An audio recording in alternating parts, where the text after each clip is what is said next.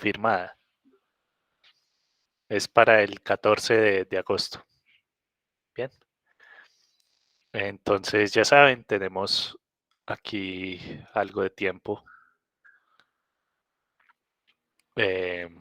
Tenemos el par de clases de esta semana y tenemos 4 clases más en agosto antes del examen. Entonces, yo creo que tenemos una buena cantidad de tiempo. Mostrar agenda, esconder agenda, como el gobierno. El caso es que em, tenemos una buena cantidad de tiempo antes del examen. Eso significa que podemos, pues, vamos a terminar el repaso, obviamente. Vamos a, nos falta un tema del segundo examen del que no habíamos visto nada antes, que es el tema de cambio de variable. Con eso terminamos el tema del examen, que creo que sería entonces cuando terminaríamos eso, la próxima semana. El martes de la próxima semana creo que estaríamos hablando de cambio de variable. Y luego que sacaríamos, creo que nos da para sacar una clase, una clasecita de repaso para el examen. Bueno, esta clase me imagino que la haríamos el jueves 12 de agosto. Sí, yo creo que es la mayoría de ustedes le prefieren hacer la clase justo antes del examen. Em, y bueno, ese es el plan para el segundo examen. Vamos a ver qué estábamos haciendo la vez pasada. La vez pasada es esta clase que habíamos hablado de clase de repaso julio 22. Entonces empezamos hablando de integrales dobles. Hicimos algunos ejemplos. Este ejemplo es importante. Que ustedes sepan que cuando uno tiene una integral doble sobre una cierta región, em, es posible, debido al teorema de Fubini, escribir esta integral de varias maneras diferentes, ¿cierto? Entonces, dependiendo, digamos, del orden de integración que uno quiera. Entonces, aquí le hicimos de las dos maneras, le hicimos en el orden de integración. Esto era de y de x, no, de x de y. Y también le hicimos en el orden contrario. En el orden contrario teníamos un ligero problema y es que tocaba partir la región en dos pedazos. Listo. Entonces toca hacer dos integrales diferentes y sumar esas dos integrales. Obviamente tiene que dar lo mismo de cualquiera de las dos maneras. Eso es lo que me garantiza el teorema de Fubini. Entonces ya ustedes deben considerar qué es lo mejor, qué es lo más fácil, qué es lo que les conviene dependiendo del contexto en el que estén, dependiendo de cuál sea la función que quieren integrar, de cuál sea la región, cuáles sean las, digamos, las curvas que limitan a la región, si son fáciles o no son fáciles de despejar, pues ahí hay que tener varias consideraciones para, para decidir cómo hace uno esa integral. Bueno, en los ejercicios del examen, yo no espero que le salga algo tan sencillo como, calcule esta integral y listo. Porque, pues, como ya sabemos, hay un software para calcular integrales. Lo que me imagino que les va a salir es más del estilo de reescribir las integrales o plantear integrales. ¿Sí? Entonces, un posible ejercicio podría ser algo como, bueno, eh, ¿cuál es otra forma de escribir esta integral? Listo.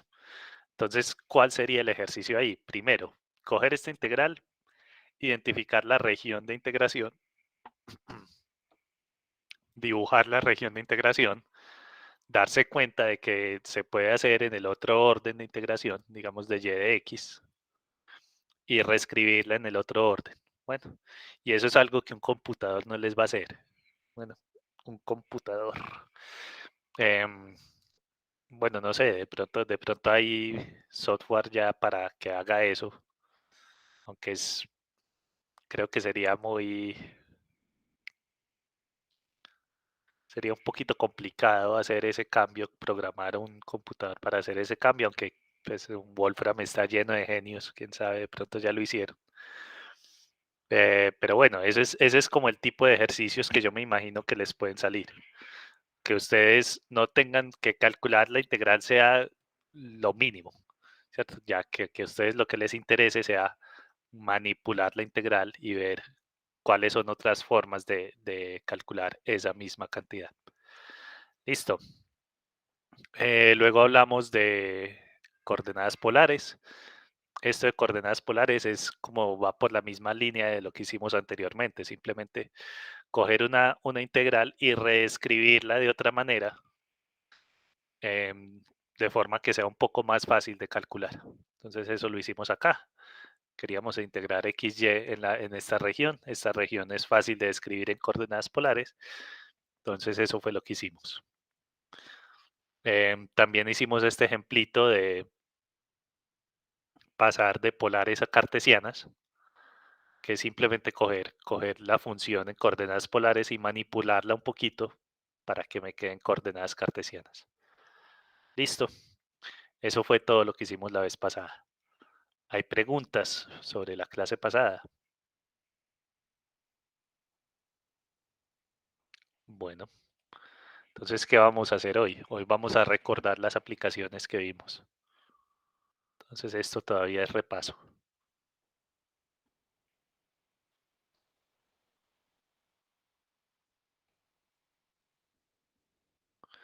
Entonces, la primera aplicación que vimos fue la aplicación de centros de masa.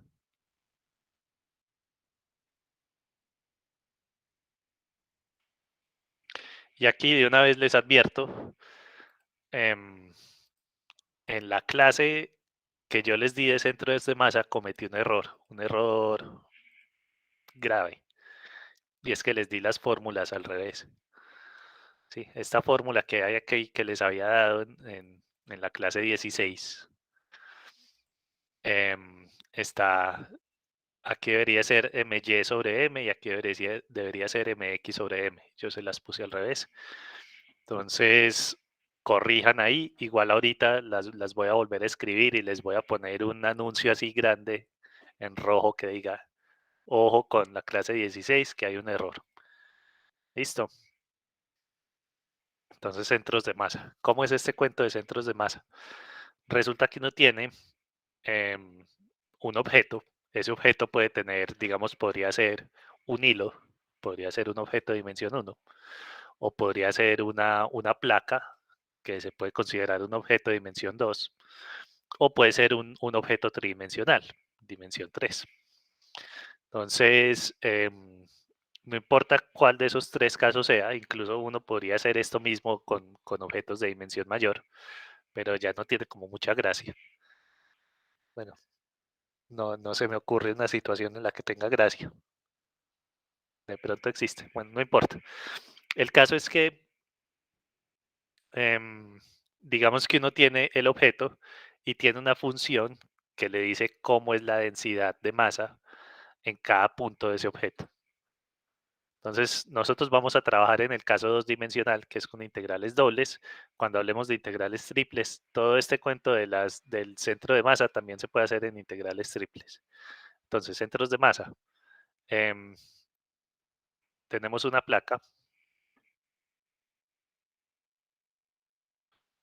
placa contenida en una región del plano, contenida en la región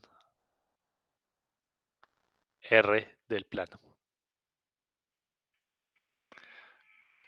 Y tenemos una función que me da la densidad de masa de la placa.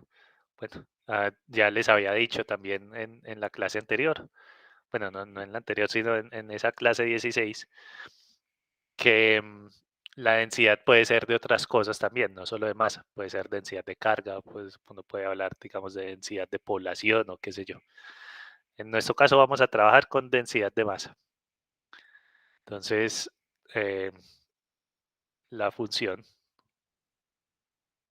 ρ de xy es la densidad de masa puntual de la placa. Entonces, ¿qué me está diciendo eso? Yo tengo, digamos, la placa tiene cierta forma, digamos que sea algo así, y yo me paro en un puntico de esa placa, evalúo esa función ahí. Entonces, esa función me va a decir, bueno, en ese puntico la densidad es tanta, ¿cierto? Entonces, recuerden que densidad es masa por unidad de área, en este caso, pues porque estamos trabajando en dos dimensiones, o masa por unidad de volumen, o masa por unidad de longitud, dependiendo de lo que uno esté haciendo. Y entonces, mientras más grande sea esta función, eso significa que hay una mayor concentración de masa ahí en ese punto. Bien. Esta función, pues como estamos hablando de masa, tiene que tomar valores positivos. Pero si fuera, por ejemplo, densidad de carga, como la carga puede ser positiva y negativa, en el caso de una densidad de carga, podría tomar valores negativos, ¿no? Entonces, bueno, ahora la pregunta es, si yo tengo la densidad de masa, ¿cómo calculo la masa? Entonces, la masa es la masa de la placa es m igual a la integral sobre la región sobre la cual estoy de la función de densidad diferencial de área. Bueno, nosotros ya habíamos visto por qué es esa integral, ¿cierto? Lo que uno hace normalmente cuando uno está haciendo estas aplicaciones con integrales, lo que hace es coger el problema, partirlo en pedazos muy chiquiticos, hacer una aproximación y luego sumar todas esas aproximaciones.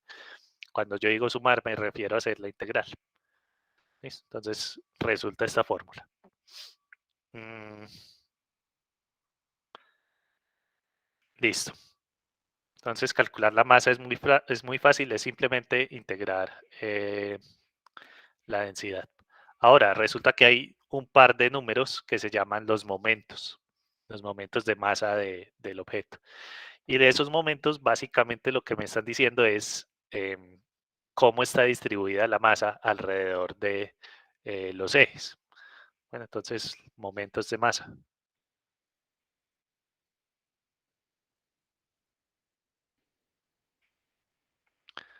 Entonces, los momentos de masa se denotan m sub x y va a ser la integral sobre la región de y por la densidad diferencial de área. Y el momento respecto a y va a ser la integral sobre la región de x por la densidad diferencial de área.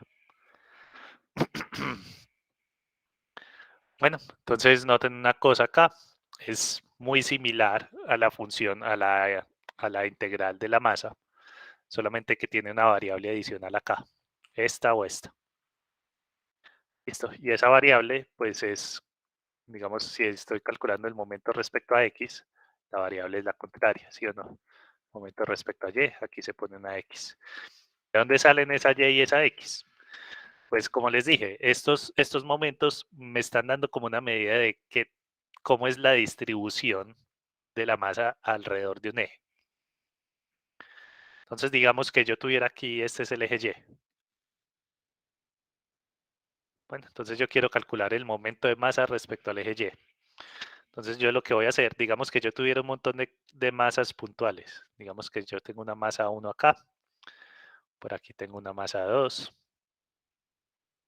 por aquí tengo una masa 3, en fin. Yo tengo un montón de masitas puntuales por ahí regadas. Entonces yo lo que voy a hacer es calcular unos productos. Voy a multiplicar la masa por la distancia al eje Y. Entonces, por ejemplo, acá, esta distancia al eje Y es la coordenada X de este punto. O sea que aquí saldría un X1. Por aquí luego la distancia al eje Y con dirección, o sea, con signo. Esto sería un cierto X3. Acá la distancia de M2 al eje Y sería un cierto X2. Entonces, cuando yo hago el momento de masa total de este sistema de masas, lo que hago es empezar a sumar M1X1 más M2X2 más M3X3. Bueno, listo. Ahora, eso es si yo tuviera solamente tres masas puntuales. pero en el problema que nosotros tenemos no tenemos solo 3 masas puntuales, tenemos una placa ahí con un montón de masas distribuidas. Entonces ahí es donde sale la integral, ¿cierto? Ya no es simplemente como sumar, sino hay que hacer la integral. Y como yo para cada pedacito de masa yo le estoy calculando la distancia al eje X, ahí es donde sale. En el momento respecto a Y, ahí es donde sale esta X de aquí arriba. Listo. Un razonamiento muy similar me va a sacar esta Y en el momento respecto a X.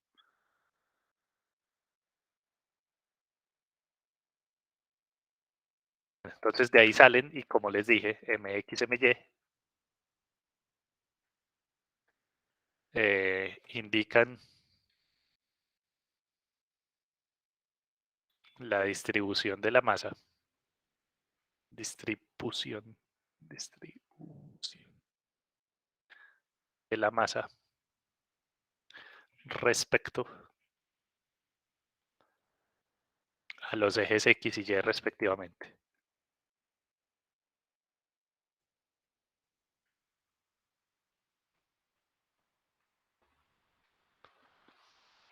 Bueno, entonces ya que tenemos la masa y los momentos de masa, podemos decir el centro de masa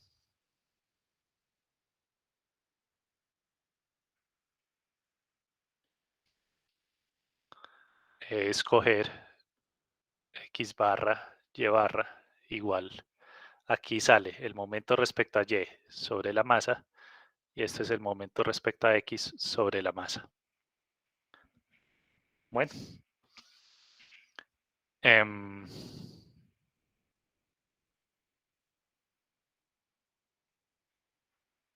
denme un momento, yo pienso en algo.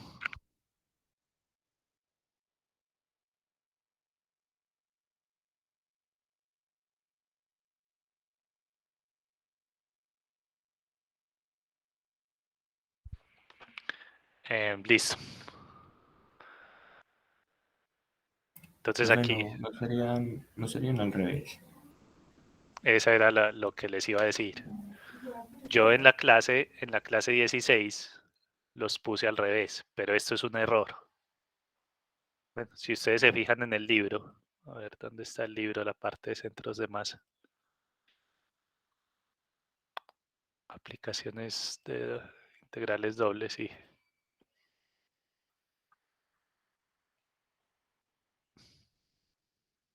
Fíjense por acá. X barra es el momento respecto a Y sobre la masa y Y barra es el momento respecto a X sobre la masa. Bueno, entonces mucho cuidado. Yo en la clase 16 lo había puesto al revés. Entonces aquí vamos a poner la advertencia.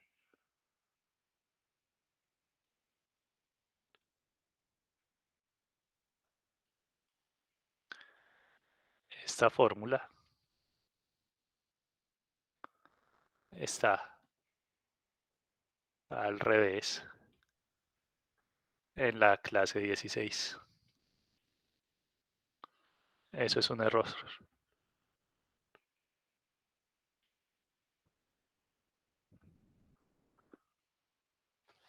Listo. Entonces, mucho cuidado ahí. Eso fue un error mío, pues. Me disculpo con ustedes. Estaba distraído ese día. No sé qué me pasó. El caso es que esta es la fórmula correcta. Bueno, entonces hagamos un ejemplito rápido de esto. Pues esos ejemplos no tienen mucha ciencia. Es aplicar una fórmula y ya. Entonces vamos a ver.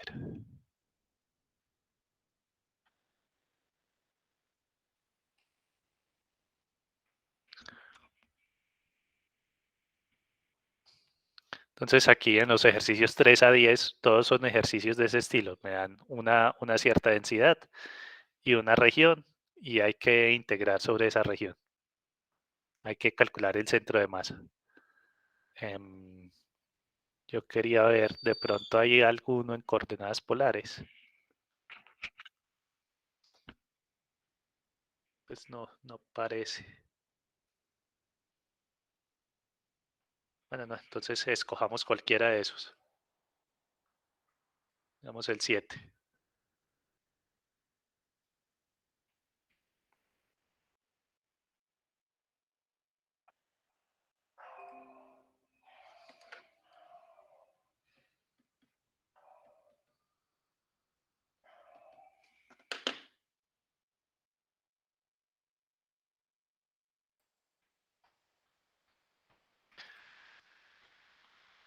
Entonces aquí me están dando em, la región acotada por unas curvas y me están dando la densidad. Bueno, entonces, un comentario que les quería hacer. Pues ustedes ven que yo tengo el libro de Stuart en inglés. Em, si ustedes están aprendiendo inglés, bueno, si ya saben inglés, pues no ignoren lo que voy a decir. Pero si ustedes están aprendiendo inglés, o de hecho casi cualquier otro idioma, una buena idea es estudiar matemáticas en ese idioma. Y la razón es que hay un montón de palabras que son similares, ¿cierto? Si ustedes miran acá, pues triangular obviamente significa triangular, se pronuncia diferente, pero significa triangular. Región también significa región. Lines es líneas. En las ecuaciones, pues no hay nada que entender en inglés. Sí, entonces si ustedes quieren practicar inglés, estudiar matemáticas en inglés es una buena forma de practicar inglés. Bueno, es porque uno ya tiene como un apoyo. Si uno no entiende todo el inglés, se puede apoyar en la parte matemática. Bueno, disk es disco, charge es carga, density es densidad, pues distributed es distribuido. Entonces hay muchas palabras que son muy similares al español, es muy fácil de entender. Listo. Entonces hagamos esto. Me dan una región y una densidad. Entonces vamos a poner esa región, es y igual a 1 menos x cuadrado, y igual a 0. Entonces y igual 1 menos x al cuadrado. Entonces tengo esa parábola. Y y igual a 0, pues es obviamente el eje x. Entonces es la región acotada por ese par de cosas.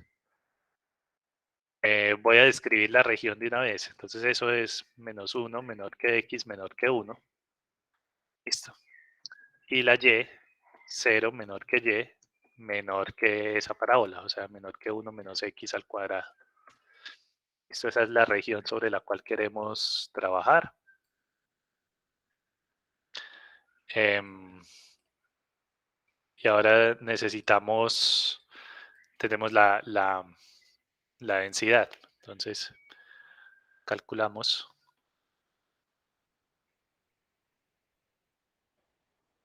el centro de masa de la placa, de la lámina.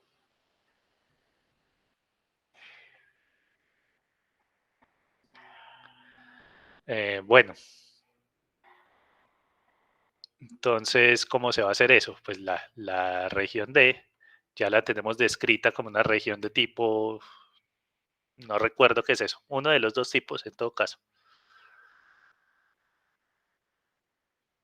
Entonces aquí la X está metida entre menos 1 y 1. Y la Y está metida entre 0 y esta parábola.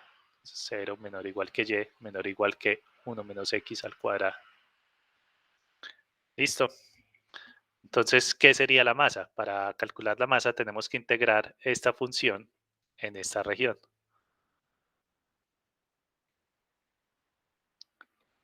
La integral desde menos 1 hasta 1, desde 0 hasta 1 menos x al cuadrado, k por y, esta es la función.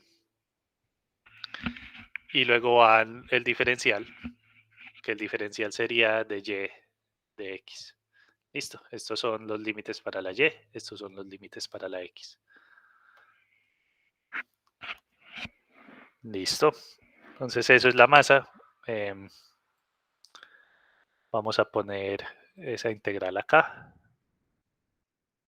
Integrate k por y, de y de x, donde menos 1, x igual menos 1 hasta 1, y igual 0 hasta 1 menos x al cuadrado.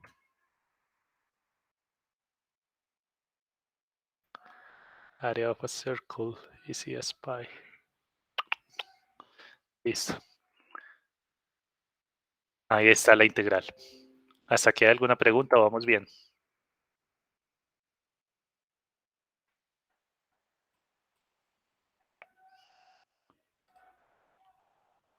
Bueno.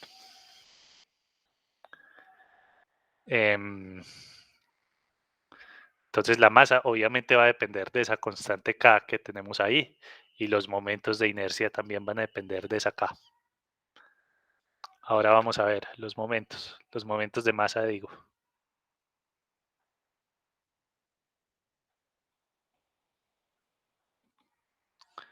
Entonces, ¿qué es m sub x? M sub x va a ser la integral desde menos 1 hasta 1, integral desde 0 hasta 1 menos x al cuadrado de x multiplicado por ky de y de x, y m sub y va a ser la integral desde menos 1 hasta 1, la integral desde 0 hasta 1 menos x al cuadrado, y multiplicado, aquí me equivoqué, este es y, este es x,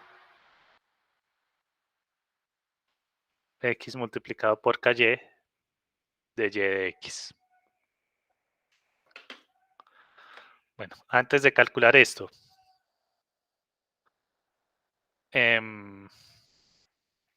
miremos esta cosa. La región, la función que tenemos, la vamos a llamar ρ, x, y, es igual a k por y. Listo. Entonces, pues depende de cuál sea el valor de la k. Tiene que ser un valor positivo, pues, para que tenga sentido esto. Recuerden lo que les dije, la masa es positiva. Ahora, si esa es la función de densidad, ¿alguien me puede decir dónde espera uno que esté el centro de masa de esto?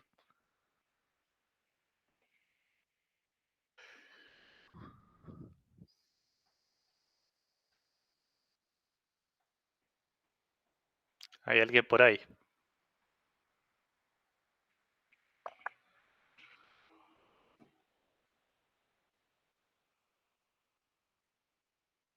Sí, me están escuchando.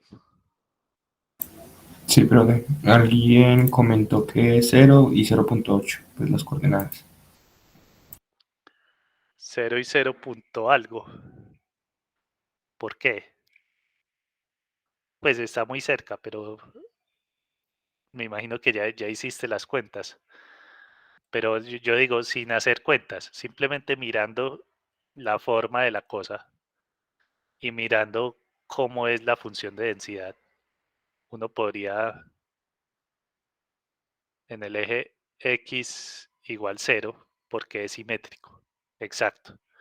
Eso era lo que quería que me dijera. Que esta cosa es simétrica. No solo es simétrica, sino que fíjense que la densidad no depende de la x, sino que depende solo de la y. Es decir, mirando esta densidad, ¿alguien me puede decir cuál zona de esta placa es más pesada? ¿Por dónde es más pesada la placa? La zona más cercana al eje X. Seguro. La densidad es K por Y. Ah, no, no, sí, la que está más alejada, perdón.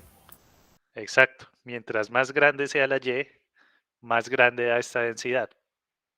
Entonces, por ejemplo, si Y está aquí cerca de 1, pues es un número grande.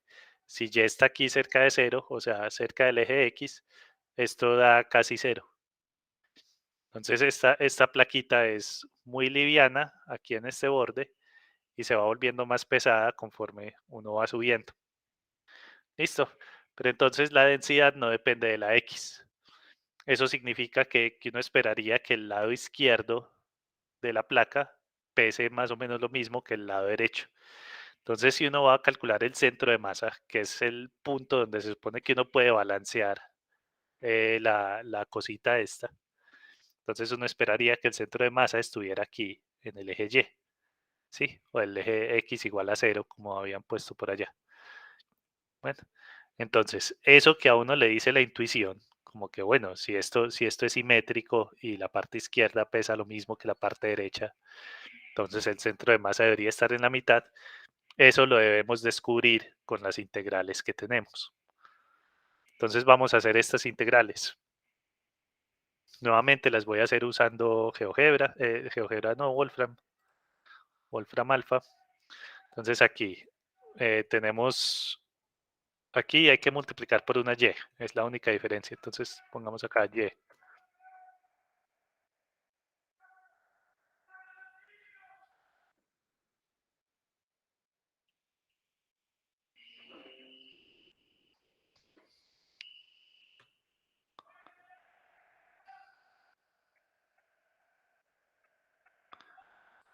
Bueno, entonces esa es la integral de la izquierda. Y la integral de la derecha es cambiando esta Y por una X.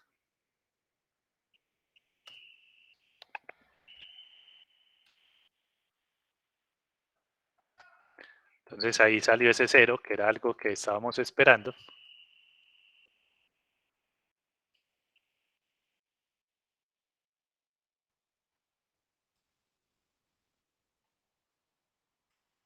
Entonces ahí tenemos cuánto valen mx y my. Ahora sí, el centro de masa.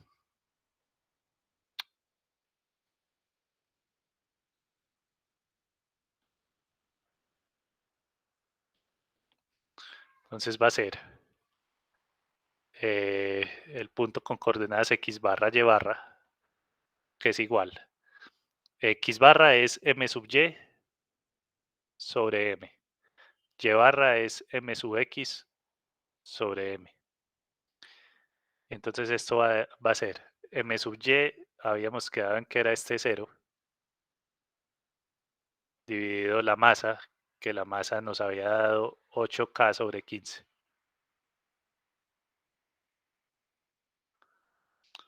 Y m sub x es 32K sobre 105 dividido 8K sobre 15.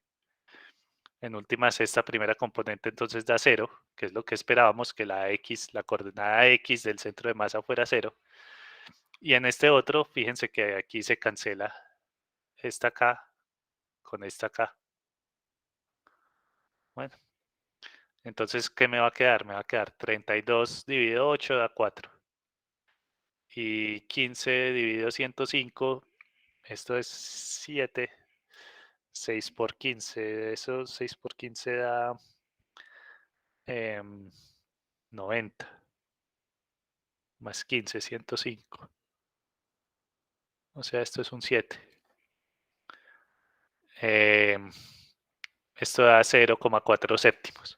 Noten una cosa importante acá, es que, bueno, tal vez no importante, pero sí interesante, es que esta K no importa, ¿sí? Entonces, siempre y cuando em, la densidad eh, no dependa de la X, esa K va a ser irrelevante. El centro de masa va a seguir siendo el mismo punto este, 0,4 séptimos. Dibujemos ese punto, 0,4 dividido 7. Ahí está.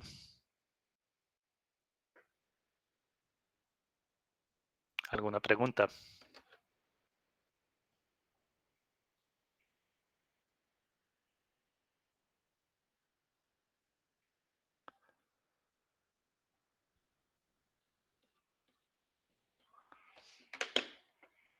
Bueno, la otra aplicación que, bueno, ahí Samuel había respondido ahorita la pregunta, donde era más pesada la placa. Bueno, la otra aplicación que vimos era, bueno, por aquí hicimos un ejemplo de centros de masa. Este ejemplo estaba malo porque yo utilicé las fórmulas malas que habíamos visto. Entonces, ahora, este ejemplo de área superficial. Entonces, ejemplo no, aplicación, área superficial. Entonces, ¿qué es lo que queremos hacer ahora? Resulta que, digamos que tenemos algo de este estilo. Open, por aquí donde están rebanadas. Entonces yo tengo la función, la gráfica de una función en dos variables. Es algo de este estilo. Ya sabemos que es una superficie en el espacio. Y yo me voy a concentrar en un pedacito de esa superficie. Digamos, el pedacito que está sobre ese rectángulo. Entonces es ese pedacito, me olvido del resto. Listo, entonces tengo este pedacito de superficie. Yo lo que quiero saber es qué pasa si yo agarro, ese de abajo es la sombra. Yo quiero saber es con este de arriba, si yo agarro este mantel, esta cobija, y le extiendo, ¿cuál sería el área de esta cosa? Bien, entonces eso es lo que queremos calcular ahora, el área de ese pedacito de superficie.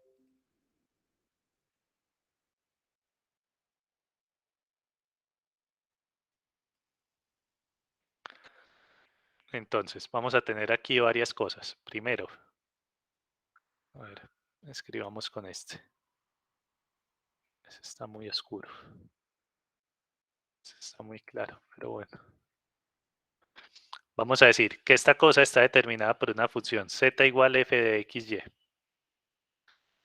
Listo, y aquí abajo tenemos una cierta región del plano que vamos a llamar R.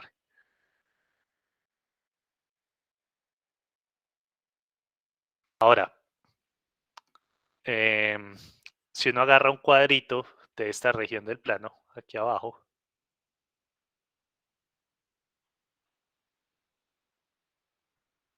a este diferencial de área le va a corresponder un diferencial de superficie allá arriba en la superficie, ¿cierto? Entonces aquí, digamos, subimos acá, subimos este también por acá, y este también sube por acá. Entonces aquí tenemos algo así. Entonces este de abajo es un diferencial de área y este de arriba es un diferencial de superficie. Ahora resulta que nosotros podemos encontrar cuál es la relación entre estas dos cosas. El diferencial de área, que es plano, y el diferencial de superficie, que ya no es plano, sino que está arriba, por allá puede estar un poquito curvo. Uno ahí hace unas cuentas, esas cuentas ya las habíamos hecho, que tienen que ver con un gradiente. Entonces, uno monta una función. Este cuento de los gradientes no lo voy a recordar acá, pero va a ser importante más adelante. De hecho, yo ya les había advertido la vez pasada, ¿no? Que el tema del primer parcial va a ser necesario cuando estemos en el tercer parcial. Bueno, entonces por eso es bueno que ustedes vayan y repasen por su cuenta este cuento de los gradientes y las superficies de nivel y que el gradiente es perpendicular a la superficie de nivel. En fin, el caso es que esta fórmula que sale de acá tiene que ver con ese cuento de los gradientes. Uno monta una función, le calcula el gradiente y le calcula la magnitud de ese gradiente. Sale esta raíz cuadrada. Y esa raíz cuadrada es el factor que relaciona el diferencial de área, que está abajo, y el diferencial de superficie, que está arriba. Listo, entonces volvamos a escribir esa formulita. La relación entre el diferencial de superficie y el diferencial de área es esta. 1 más f sub x elevado al cuadrado más f sub y elevado al cuadrado diferencial de área. Bueno, una vez uno tiene esta fórmula, pues si uno quiere calcular esta superficie, lo que hace es sumar todos estos diferenciales, ¿cierto? Se supone que estos son un montón de pedacitos. Entonces aquí la superficie completa sería la integral sobre R de esta raíz, 1 más f sub x al cuadrado más f sub y cuadrado diferencial de área. Bueno, esa es la fórmula que uno debe recordar. Entonces, hagamos ejemplos aplicando esta fórmula.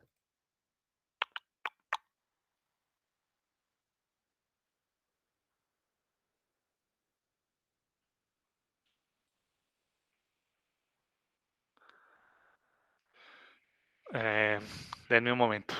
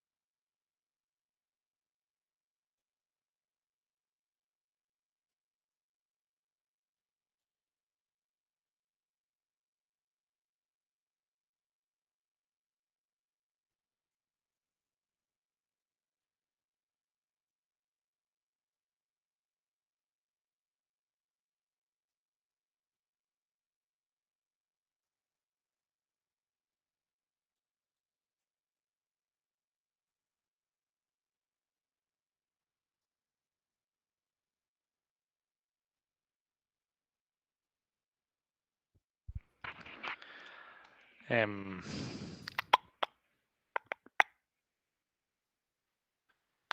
bueno, vamos a seguir acá. La idea era hacer un ejercicio de esta área superficial. Vamos a hacer dos. Vamos a hacer uno bien sencillito.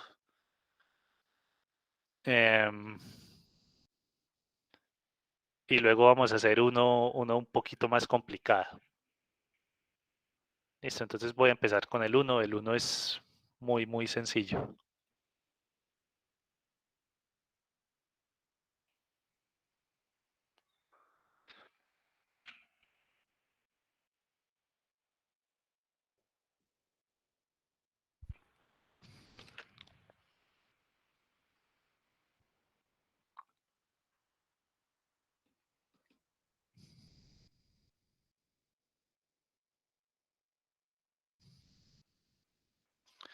Entonces la parte del plano que está por encima de este rectángulo. Bueno, entonces la región de integración, calcular el área superficial.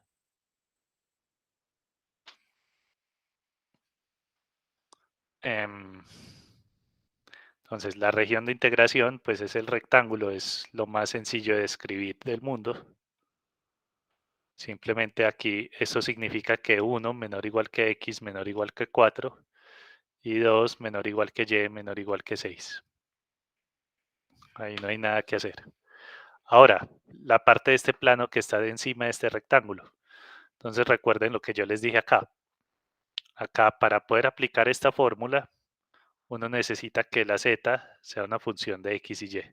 Bueno, en realidad no tiene que ser la z. Uno podría modificar esto, que fuera la x función de y y z, o que fuera la y función de x y z, ¿cierto? Simplemente eso significaría que esta superficie está en posiciones diferentes. Bueno, en este caso, pues, como tenemos la fórmula acá, sería la z en función de x y y. Entonces tenemos que coger esta ecuación y despejar la z. Entonces, despejamos z de la ecuación del plano. Entonces nos queda que z es igual a 5x más 3y más 6, y eso es lo que estamos llamando f de xy. Bueno, ahora hay que calcular cuál es el diferencial de superficie. El diferencial de superficie es la raíz cuadrada de 1 más las derivadas de esto respecto a x respecto a y elevadas al cuadrado, diferencial de área. Entonces calculemos las derivadas parciales de esto. ¿Cuánto es f sub x? La derivada de esto respecto a x es 5. La derivada de esto respecto a y es 3. Y entonces, ¿cuánto es el diferencial de superficie? El diferencial de superficie es la raíz cuadrada de 1 más 5 al cuadrado más 3 al cuadrado, diferencial de área. De aquí sale que el diferencial de superficie es 25 más 10, 35. Raíz de 35, diferencial de área. Bueno, entonces ya calculamos esta raíz de acá. Ahora hay que hacer la integral. La superficie es S igual integral. Aquí sería de 1 a 4 y de 2 a 6. De raíz de 35, diferencial de área.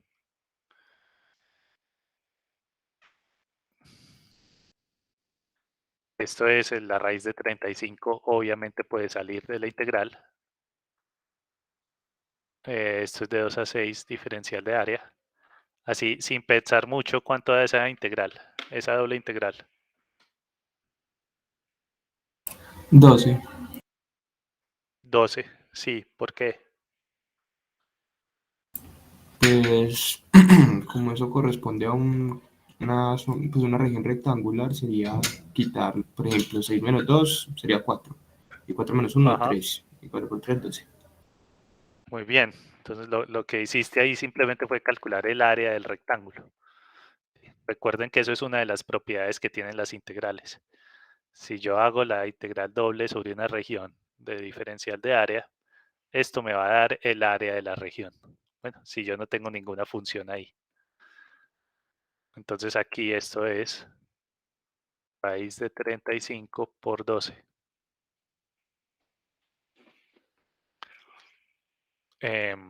Bien. Entonces este era un ejercicio muy sencillo, simplemente una aplicación directa de esa fórmula. Ahora vamos a hacer uno un poquito más carnudo. Vamos a hacer el ejercicio 11.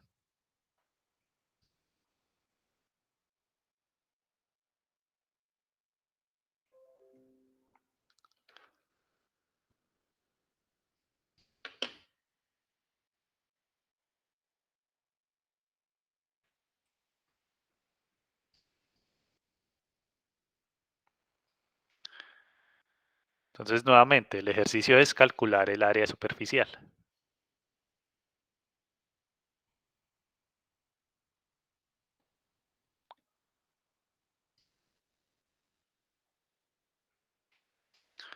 Entonces, vamos a empezar haciendo un dibujo de esto. Bueno, del anterior no hice un dibujo porque, pues de hecho, en la clase de 10 intenté hacer un dibujo y no se veía nada bien.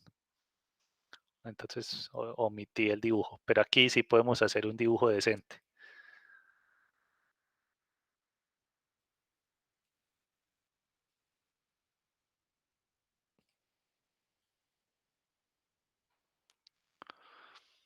Entonces, fíjense que aquí la esfera, no me están dando una esfera de radio, de un radio concreto, sino que me están diciendo es una esfera de radio A. Entonces yo en GeoGebra puedo poner estas cositas, sliders simplemente, una variable que yo puedo controlar con moviendo un slider. Y le voy a poner, como va a ser el radio de una esfera, le voy a poner que sea positivo, digamos desde 0 hasta 5. Listo. Ahora escribamos la ecuación de la esfera, x cuadrado más y cuadrado más z cuadrado. Esto me sale, sí. Igual a al cuadrado. Listo. Esta es una esfera. Obviamente si cambio el slider, pues debe cambiar el tamaño de la esfera. Ahí me quedó una esfera. Ahí se ve que es de radio 5.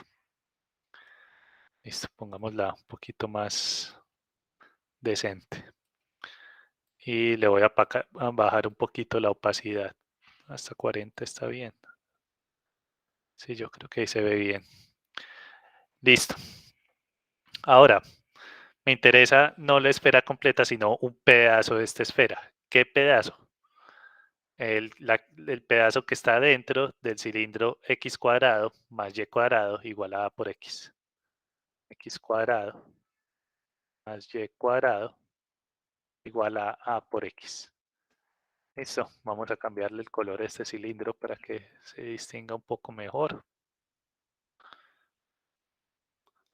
Fíjense que ese cilindro está determinado por una circunferencia que es tangente al origen. Bueno, em, nuevamente si yo cambio la A, pues el cilindro también se va ajustando. Y me interesa, ¿qué me interesa de esto? Me interesa el pedacito de la esfera que está dentro del cilindro. Listo. Entonces es únicamente esta gotica sin la parte de abajo, porque además el ejercicio dice que está dentro del cilindro y sobre el plano XY. Entonces ahí, esta parte de abajo no me interesa. Entonces ahí está, eso es lo que vamos a calcular. Vamos a calcular la superficie de ese pedacito. A ver, peguemos este dibujo por acá.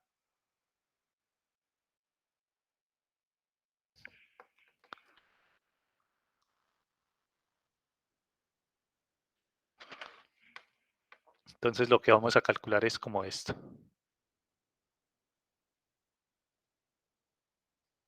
Listo. Bueno, ahí me faltó un pedacito, pero bueno, esa es la idea. Ahora, entonces vamos a empezar de la misma manera que empezamos el de arriba. A mí me dieron una función y teníamos que despejar, necesitamos una función de dos variables. Entonces habíamos despejado la z en términos de x y y. Aquí podemos hacer lo mismo, podemos despejar la z en términos de x y y. Entonces todavía no vamos a hablar de la región. Entonces despejamos z de la ecuación de la circunferencia,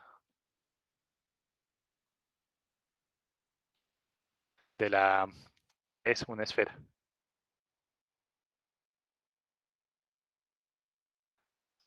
Listo, entonces despejar z de ahí es muy sencillo. Esto es z igual más o menos la raíz cuadrada de a cuadrado menos x al cuadrado menos y al cuadrado. Ahora, aquí yo le puse el más y el menos. Ese más y menos corresponden a la parte de arriba y la parte de abajo de la esfera. Entonces ahí hay que tener en cuenta, como solo me interesa la parte de arriba, este menos está sobrando. Listo, entonces esto es solamente más raíz cuadrada y eso se debe a que me interesa solo el hemisferio norte.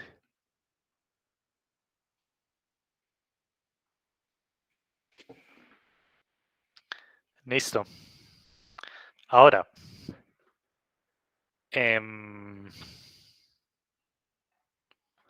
¿qué tenemos que hacer con esto? Esto es lo que nosotros llamamos la función f de xy. Ahora queremos calcular esta raíz, ¿sí o no? Hay que calcular las derivadas parciales. En este caso era muy sencillo, o en este va a ser un poquito más complicado. Entonces calculamos f sub x y f sub y. ¿Cuál es la derivada parcial respecto a x de esa función que hay ahí? ¿Alguien me la dice?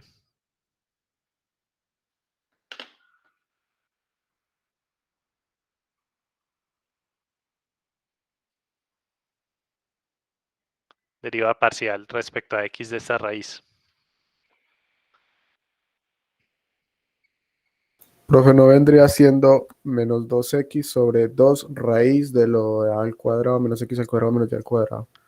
Muy bien, eso es correcto. De hecho, se simplifica un poquitico el 2 que te queda arriba con el 2 que te queda abajo. Se va a simplificar. Entonces te va a quedar menos x sobre la raíz de a cuadrado menos x cuadrado menos y cuadrado. Listo. Y la derivada respecto a y va a ser muy similar a eso.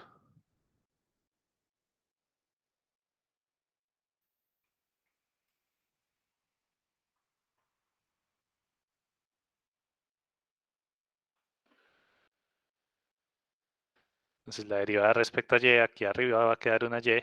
Esto es derivada respecto a y. Bueno, ahí están las dos derivadas parciales.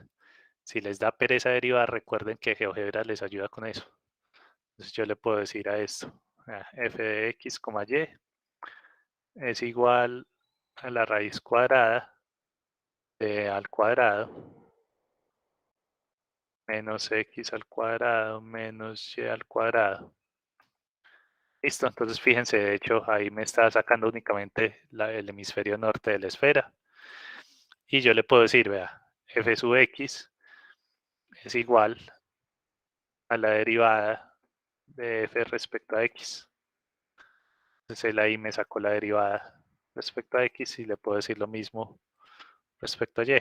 Fy es igual a la derivada de f respecto a y. Entonces recuerden que si tienen pereza de hacer esas cuentas, pues hay herramientas que se las hacen. Entonces ahí están ese par de derivadas.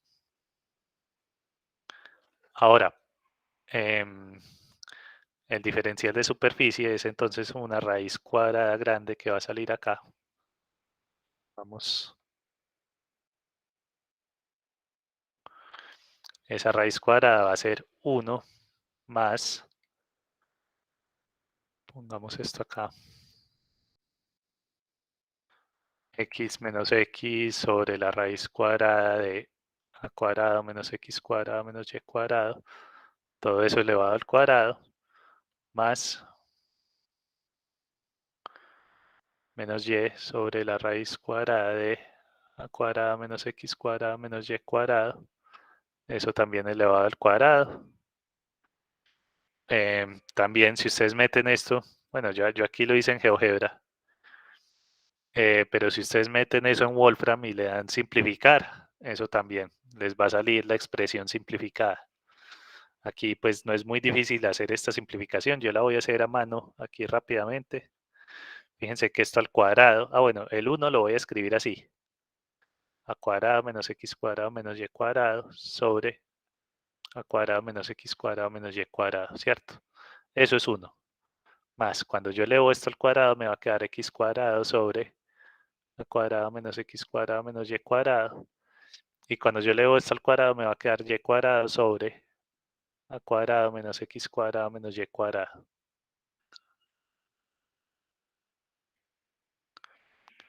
Bueno, entonces, ¿qué va a pasar cuando yo haga esta suma? Este menos x se va a cancelar con este x y este menos y se va a cancelar con este y. Entonces, en últimas, me va a quedar esto. Arriba me va a quedar un a cuadrado y abajo me va a quedar a cuadrado menos x cuadrado menos y cuadrado. Diferencial de área. Listo. Entonces ahí está. Esa es la función que tenemos que integrar. ¿Qué nos falta? Nos falta la región de integración.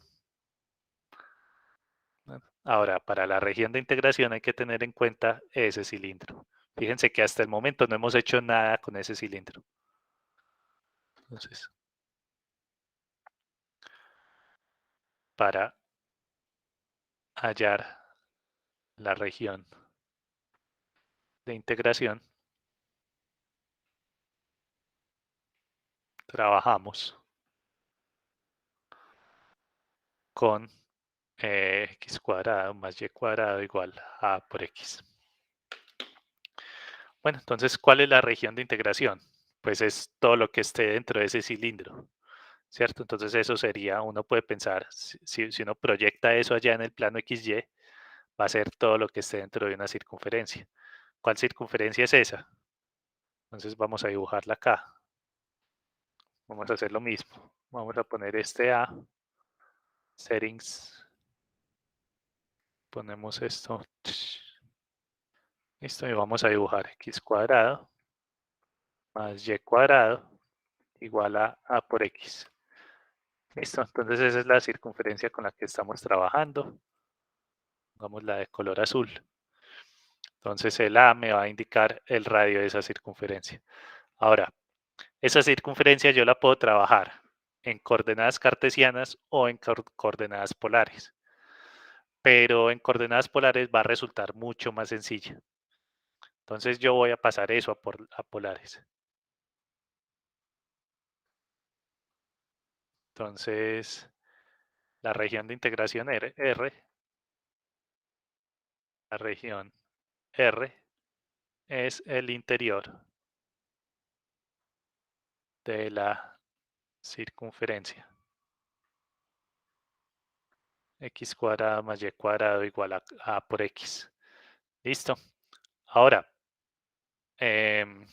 describimos R en polares.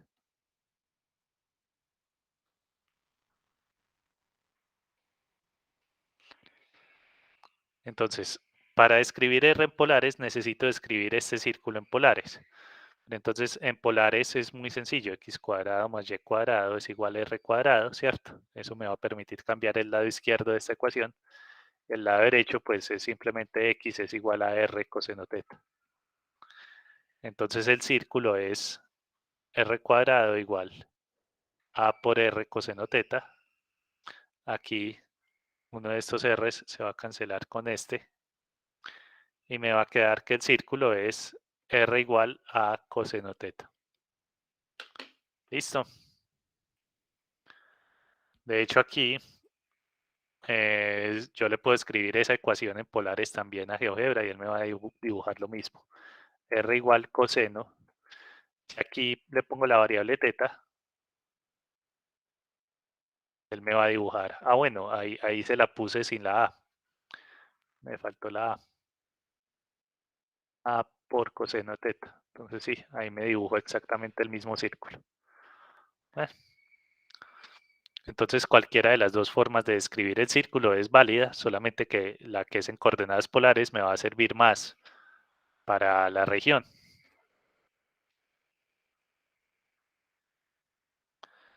Entonces la región va a ser lo siguiente. Em,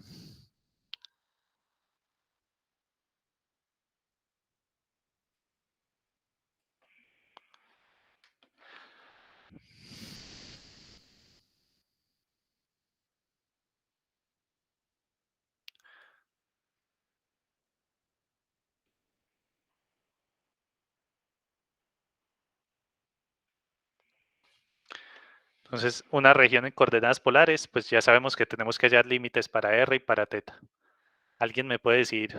Empecemos por los más fáciles. Bueno, es como lo mismo. ¿Cuáles son los límites para teta?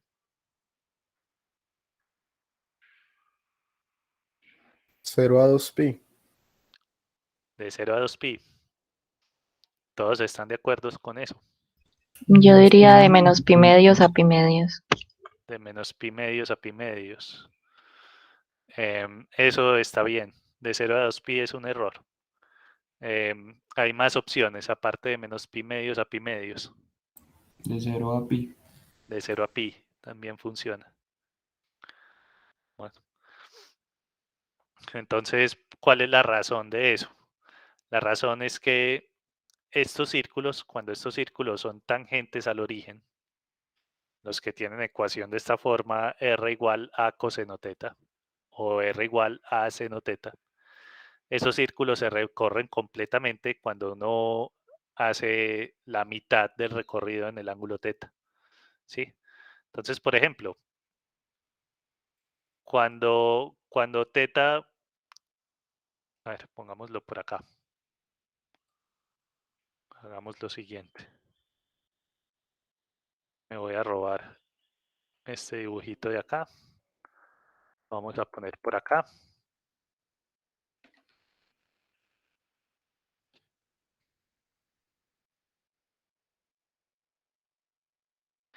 Listo. Entonces, digamos, vamos a marcar esto con este color. Empecemos a darle valores al ángulo θ y vamos a ver en qué parte del círculo estamos. Entonces, por ejemplo, lo que dijo, ¿quién fue la primera que me dijo? María Camila. Desde menos pi medios a pi medios. Entonces vamos a ver qué pasa cuando θ vale menos pi medios. Coseno de menos pi medios es 0. O sea, cuando θ vale menos pi medios, que es como si estuviera apuntando aquí hacia abajo, el radio vale 0. O sea que estoy aquí en el origen. Esto es θ igual menos pi medios. ¿Qué pasa, por ejemplo, si θ vale menos pi cuartos? Cuando θ vale menos pi cuartos, estoy apuntando aquí en dirección 45 grados, pero negativo, ¿sí o no? Y aquí me va a dar este punto. Esto es θ igual menos pi cuartos. Bueno, ¿qué pasa cuando θ vale 0? Cuando θ vale 0, coseno de 0 da 1. Entonces, tendría esto. Y tendría este punto. θ igual a 0. ¿Qué pasa cuando θ vale pi cuartos? Algo similar a lo que teníamos allá abajo. Tengo esto apuntando hacia arriba. Esto sería θ igual a pi cuartos. Paso por este punto. Y cuando llego otra vez a θ igual a pi medios, se estaría como apuntando hacia arriba. Pero cuando θ vale pi medios, esto me va a dar 0. O sea que vuelvo a este punto. Es decir, desde menos pi medios hasta pi medios se recorre el círculo completo. Listo. Lo mismo, si ustedes lo ponen de 0 a pi, también van a recorrer el círculo completo, solamente que van a empezar en este punto, en θ igual a 0, se van a ir por arriba y luego vuelven acá por abajo. Si uno lo hace desde 0 hasta 2pi, como uno está acostumbrado a hacer las cosas en polares, que suelen ser de 0 a 2pi, lo que va a pasar es que va a recorrer este círculo 2 veces. ¿Sí? Y ahí puede encontrarse con problemas. Entonces, ojo con eso. Listo, entonces ya sabemos que estos son los límites para este ángulo θ. Ahora, ¿cuáles son los límites para R? Pues R puede ser 0, ¿cierto? Porque yo puedo estar aquí parado en el origen. Y si me empiezo a alejar del origen, lo más lejos que puedo llegar es al círculo. Que este círculo es R igual a coseno θ. Entonces yo puedo ir desde R igual 0 hasta R igual a coseno θ.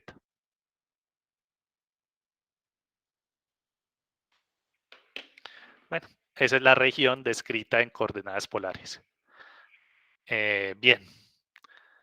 Ahora, ya tenemos la función que queremos integrar y que tenemos la región. Ahora, aquí hay una incompatibilidad, ¿no? Esto está en cartesianas, esto está en polares, entonces hay que pasar una en términos de la otra. Pues esto es, la región en polares es suficientemente sencilla, entonces yo creo que lo más fácil acá es pasar la función a polares.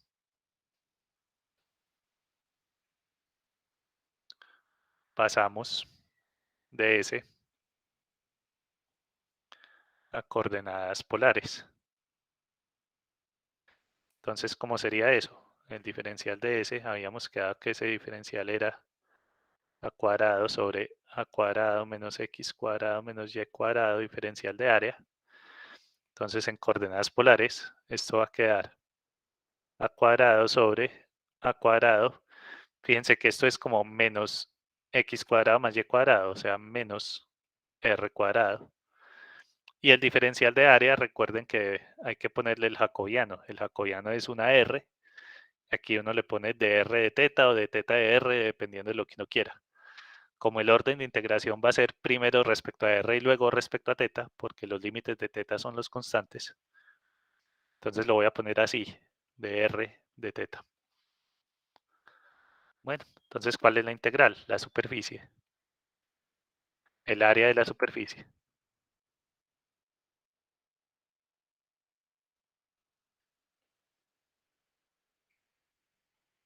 Es 2 puntos. Es igual la integral desde menos pi medios hasta pi medios, la integral desde 0 hasta a coseno teta de la función a cuadrado sobre a cuadrado menos r cuadrado, r de teta. Listo. Y ya uno integra. Entonces vamos a ver, esto es integral, la raíz cuadrada de a elevado al cuadrado dividido a elevado al cuadrado menos r elevado al cuadrado, todo eso multiplicado por r, de r de t, con r desde 0 hasta r por coseno de t, digo, hasta a por coseno de t, y t desde menos pi medios hasta pi medios.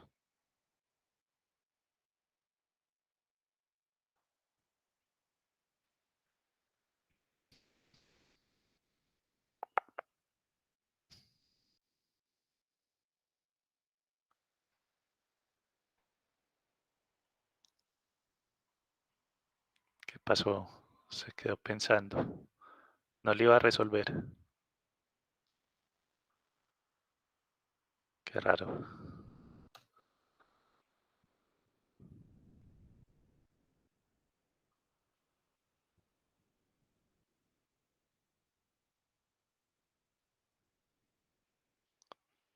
No sé por qué no me está... A ver, intentemos. Si la pongo de 0 a pi. En los otros grupos le he puesto de 0 a pi y me saca el resultado exacto. Ahí está. Qué curioso. No sé por qué. No sé por qué si la pongo de menos pi medios a pi medios no me saca el resultado.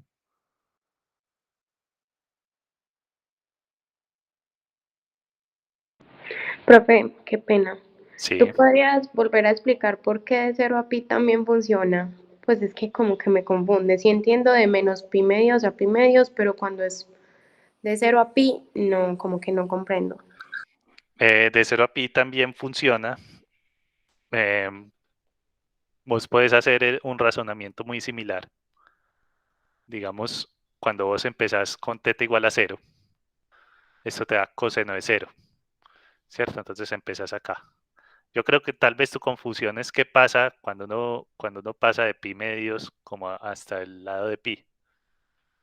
Entonces lo que va a pasar es lo siguiente. Bueno, de 0 a pi medios, pues vos te estás moviendo por acá, te salen valores positivos, no hay ningún problema. ¿Qué pasa, por ejemplo, si vos haces 3 pi cuartos? Si vos pones acá teta igual 3 pi cuartos. Cuando vos evalúas esta función en teta igual 3 pi cuartos, te va a dar un valor negativo de coseno. ¿Listo? Entonces, como coseno te va a dar un valor negativo, la a es un número positivo, lo que va a pasar es que en vez de ubicar el punto en la dirección de teta igual 3 pi cuartos, lo vas a ubicar en la dirección opuesta. Entonces, en última, vas a volver a llegar a este punto. Sí. Y cuando, por ejemplo, ¿qué pasa cuando teta vale pi? Cuando teta vale pi, estás apuntando hacia allá. Pero cuando teta vale pi, coseno de pi te da -1. Entonces, nuevamente, esto te va a dar un valor negativo. Y eso lo que significa es que ya no vas a dibujar el punto hacia la izquierda, sino al lado contrario, o sea, hacia la derecha, vas a volver a 0. Sí respondí tu pregunta. Sí, profe, gracias. Listo. Entonces es por eso, porque de pi medios a pi salen valores negativos del coseno. Entonces todo se invierte y termina uno recorriendo la parte de abajo de la circunferencia. Bueno, entonces lo voy a poner de 0 a pi para que me saque el resultado. Me parece muy curioso que no sea capaz de hacerlo de menos pi medios a pi.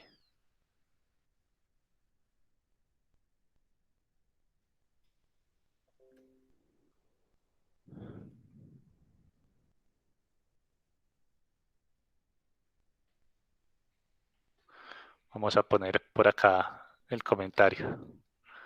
También se puede.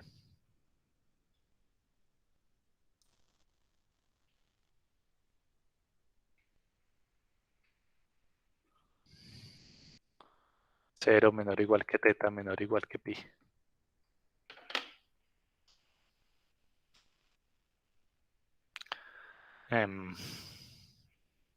Bueno, entonces estas son las aplicaciones. Aquí utilizamos, este ejercicio es bueno porque estamos haciendo dos cosas a la vez. Estamos utilizando la formulita de área superficial, por un lado, y además tuvimos que pasar a coordenadas polares. Bueno, no era una obligación pasar a coordenadas polares, pero sí quedaba una integral mucho más sencilla que si uno la deja escrita en coordenadas cartesianas.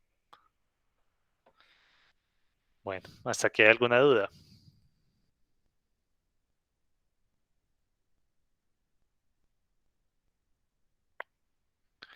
Vamos a ver. Entonces, ahora vamos a pasar a hablar de integrales triples. Clase 16. En la clase 16 habíamos hecho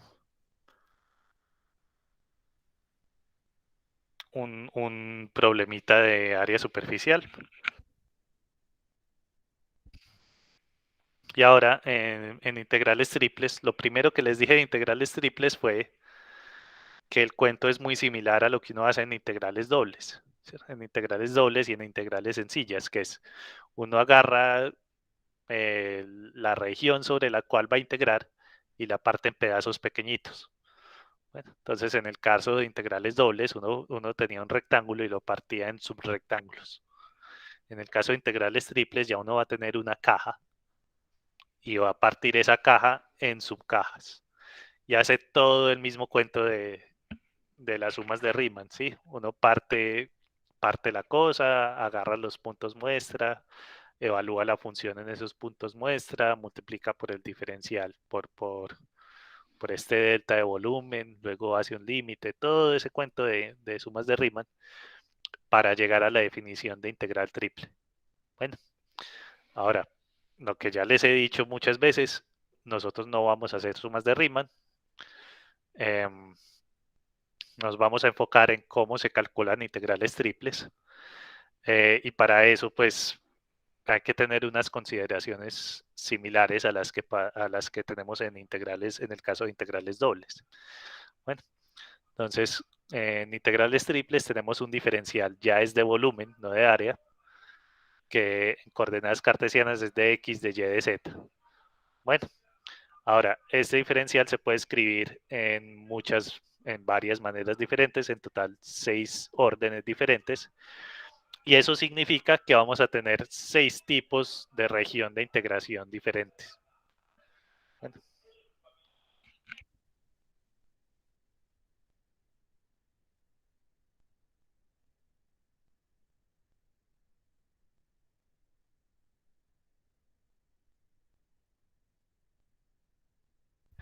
Disculpen. Entonces si tenemos un diferencial de volumen, tenemos 6 maneras diferentes, 6 órdenes diferentes para escribir ese diferencial. Y eso significa que tenemos 6 tipos de regiones diferentes, asociadas cada una a un orden de integración. Ahora, ¿cómo son esos tipos de regiones? Pues aquí yo escribí dos de los tipos. y les dejé como tarea escribir los otros 4 tipos.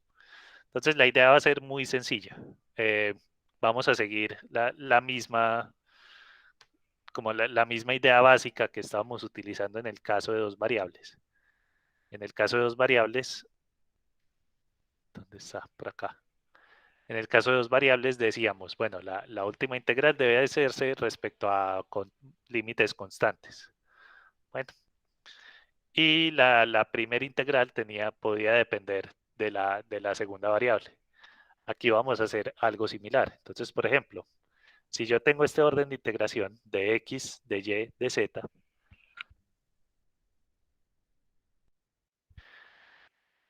entonces la primera integral de x se va a hacer respecto a x, puede tener límites que dependan tanto de la y como de la z, ¿cierto? En últimas, lo que tiene que pasar cuando yo termine de hacer las 3 integrales es que no puede quedar ninguna variable. Entonces, cuando yo resuelvo la integral respecto a x, pueden quedar cosas que dependen de y y de z. Es decir, que los límites de x pueden depender de y y de z. Luego, cuando yo resuelvo la integral respecto a y, pueden quedar cosas que dependen de z. Entonces, los límites de y dependen de z, pueden depender de z, no es obligatorio. Y por último, la integral respecto a z es la última, entonces los límites de z tienen que ser constantes. Listo. Aquí tenemos otro orden con su respectivo, cómo deberían ser los respectivos límites. Los de z dependen de x y y, los de x dependen de y los de y no dependen de nada, deben ser constantes. Bueno, hicimos un ejemplo de eso la vez pasada, pues no la vez pasada, en esta clase 16. Entonces fíjense, el orden es de x, de y, de z. Eso significa que los límites de x dependen, pues hay uno que es constante, eso no es ningún problema, y el otro depende de y y de z. Bien. Los límites de y, hay uno que es constante y el otro depende de z, y los límites de z son constantes ambos. Listo. Así debe ser una integral triple. Obviamente, pues podrían ser todos los límites constantes, por ejemplo, no habría ningún problema con eso. Entonces hicimos este ejemplo, eso fue lo último que hicimos en la clase 16. En la clase 17 recordamos algunas propiedades de integrales triples que son básicamente las mismas que las de integrales dobles y las de integrales sencillas. El único problema con las integrales triples es que no hay forma fácil de interpretarlas. Bueno, sí hay una forma fácil, pero no se puede visualizar, y es que una integral triple se puede interpretar como ¿cómo le digo yo a eso? Como un hipervolumen. Sí, sería como la medida de un objeto, pero ya en 4 dimensiones. ¿Listo? Entonces esa es la interpretación geométrica, pero de eso no vamos a hacer ningún dibujo, pues no podemos hacerlo.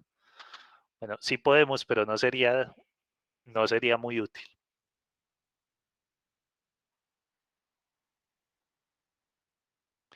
Entonces aquí están algunas propiedades de integrales triples. Esta propiedad que dice que uno puede sumar, digamos, si uno tiene un par de volúmenes separados, entonces la integral sobre el total del volumen es la suma de las integrales sobre cada uno de ellos.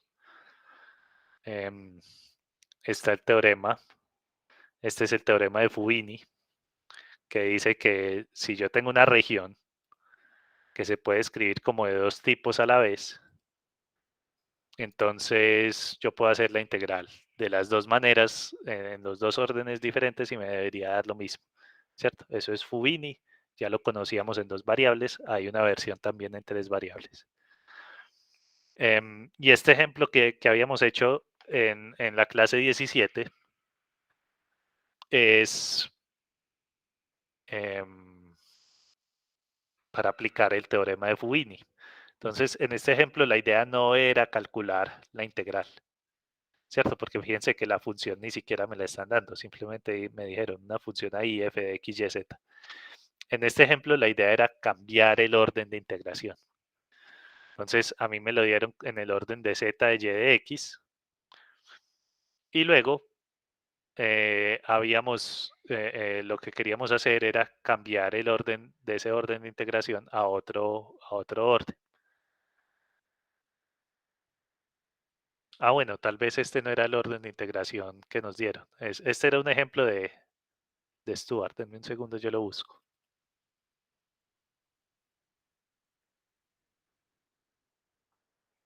Integrales triples en coordenadas. Listo. Entonces ese ejemplo debe estar por acá. Aquí está.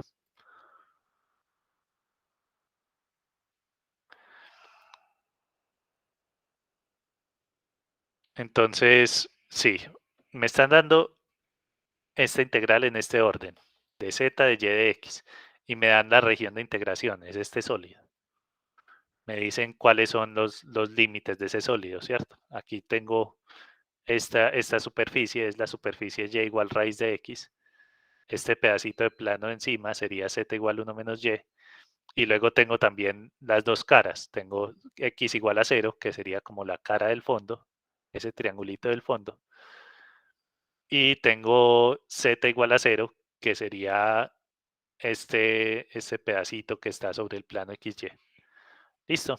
Entonces, si uno pudiera coger este dibujo y rotarlo, de hecho yo tengo el dibujo por acá hecho en GeoGebra.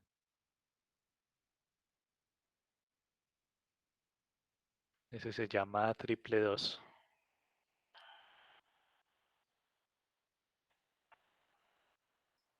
Listo.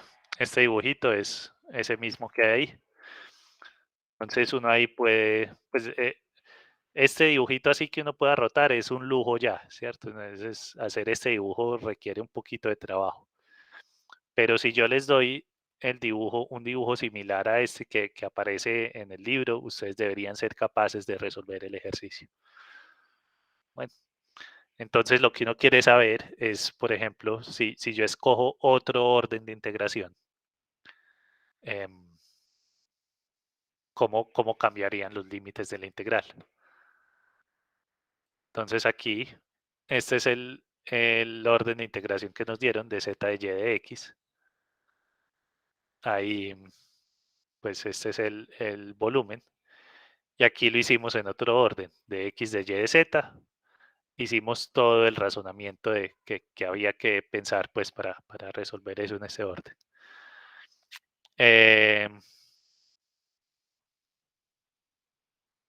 Listo. Entonces, ejercicio, o yo les había dejado esto de ejercicio para ustedes, es seguir haciendo este ejercicio, pero en todos los otros órdenes. Yo solamente lo hice en este, de x de y de z. Pero se puede hacer en, bueno, y lo hice en de y de x de z también. Listo. Pero entonces ahí quedan faltando 3 órdenes más. Yo les había dejado eso como ejercicio. Bueno, entonces lo que podemos hacer la próxima clase, voy a dejar la clase de hoy hasta acá. Bueno, y la razón es que estoy como todo descoordinado con los grupos. Estoy intentando sincronizarlos para que me quede un poquito más fácil el asunto. Entonces, lo que vamos a empezar a hacer la próxima clase es, vamos a agarrar este mismo ejercicio y vamos a hacer algunos otros órdenes para recordar cómo es que se hace esto. Bueno, y luego hablamos de coordenadas cilíndricas y esféricas. ¿Hay alguna pregunta?